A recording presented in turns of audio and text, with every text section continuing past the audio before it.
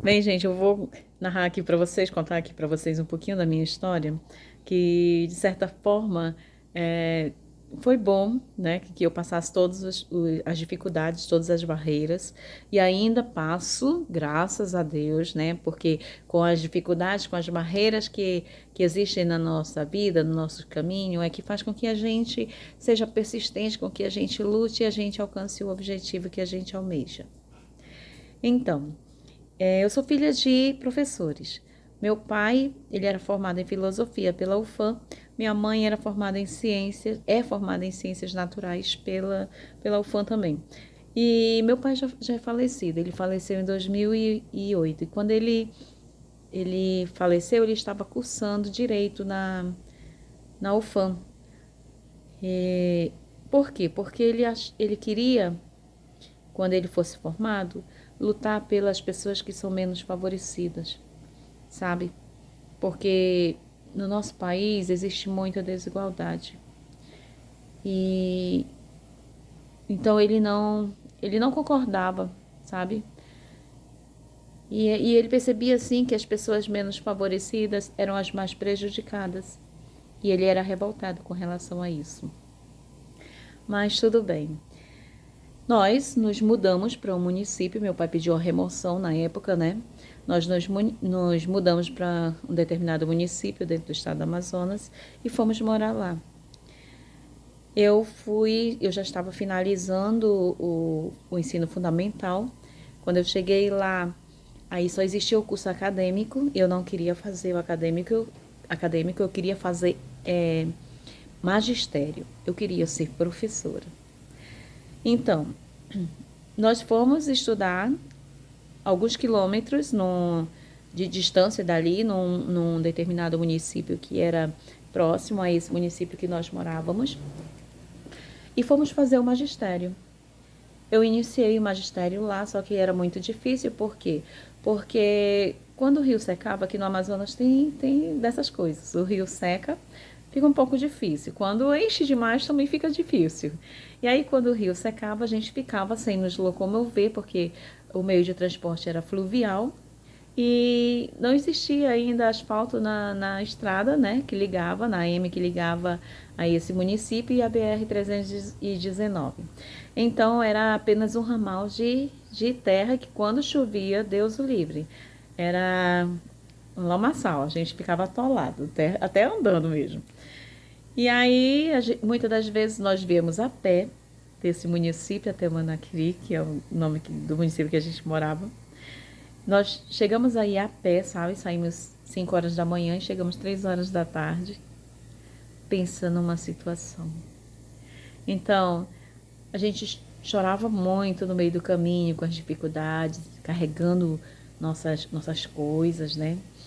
Mas, como começou a ficar muito difícil, minha mãe, e devido a outras situações que aconteceram também, minha mãe resolveu nos matricular em Manaus, no IEA, né? E fomos fazer o segundo e terceiro ano no IEA, concluir nosso magistério no, no Centro de Excelência, né? Que era o IEA. E concluí o magistério, né? Teve muitas dificuldades. Cheguei a começar a trabalhar já direto pelo Estado, entrei pelo Estado por processo seletivo, né? E já comecei a minha jornada aí dentro da educação. Então, é, foi assim, tiveram momentos assim bastante legais porque eu tive muita experiência. Na época eu era inexperiente, mas graças a Deus eu tive o dom de compreender alguns jovens, né? De conversar com os jovens. E aqueles jovens que eles não iam muito assim com a minha cara, eu tentava conquistá-los, sabe? E, e eu tenho muitas experiências aí, muitas lembranças boas de alunos que eram rebeldes que eu conquistei, que até hoje, sabe, eu sinto um carinho enorme, sinto saudade daqueles tempos, mas o que é gratificante dentro da nossa profissão são essas pequenas coisas que acontecem, esses pequenos momentos que ficam marcados na nossa vida, no resto da nossa vida. Enfim, com alguns anos que eu já estava dando aula, né? Eu quis fazer o adicional em educação física porque eu tinha vontade de fazer educação física. E fui fazer o adicional em educação física no outro município próximo. Naquela época eu já estava trabalhando pelo município que eu morava, né? Pela prefeitura. E tinha uma cadeira do estado e tinha uma da prefeitura. E fui. Chegando lá nesse município, né? Nós alugamos, tivemos ajudas de custo para alugar uma casa para nós ficarmos e ficamos lá. Esses cursos do adicional, eles eram feitos em períodos de férias. Quando a gente estava de férias da escola, a gente se deslocava até o município para fazer o adicional. Era legal que a gente conhecia bastante gente, né? Vinha professores de todos os municípios dentro do estado do Amazonas. Era muito legal, assim, muito divertido, né? E então, determinados momentos, né, vinham os secretários, vinham os prefeitos, vice-prefeito, iam lá visitar, sabe, aquela situação toda. E quando caía pagamento, certo dia chegou o prefeito, na época, o vice-prefeito, a sua corja, né, sua comitiva. Chegando lá, eles reuniram todos os professores que eram daquele município, fizeram os pagamentos. E quando chegou a minha vez, esse vice e esse prefeito olhou para mim e disse: se você quiser receber um vale, vá até o município. Pegue uma lancha, frete e vá lá no município receber. Sabe, aquilo para mim foi triste, porque eu era uma simples jovem. Eu ainda não estava ingressando ainda na educação, não tinha muita experiência, eu não sabia como lidar com os seres humanos dessa forma, né? Então aquilo para mim foi triste. Eu comecei a chorar, fiquei para baixo, liguei para minha mãe, falei para ela. E um amigo da nossa família mandou uma voadeira, né?